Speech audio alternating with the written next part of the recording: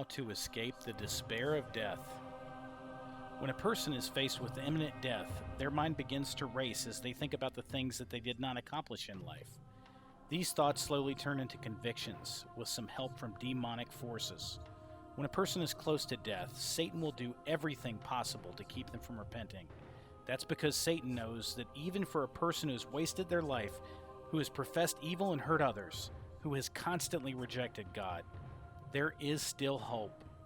For God so loved the world that he gave his only begotten Son, that whoever believes in him will not perish, but will have everlasting life.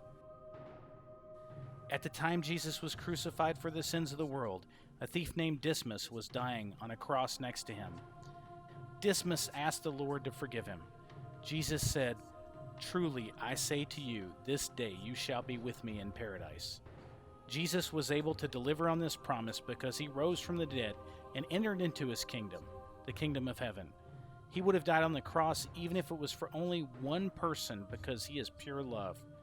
This means that anyone experiencing despair can escape the clutches of the devil and enter into eternal paradise by simply giving their life to Christ.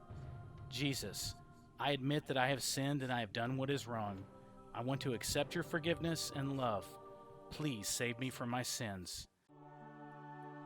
Jesus will send his army of angels to defend a soul that has repented on the deathbed. That soul will continue to praise and thank Jesus for his love and forgiveness into eternity.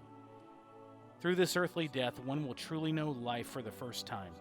Life with God will be without pain, without fear, without sorrow. Souls in heaven experience joy beyond what is possible on earth.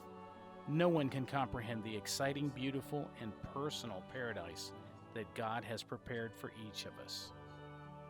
God is bigger than all of our sins. All we must do for forgiveness is simply ask.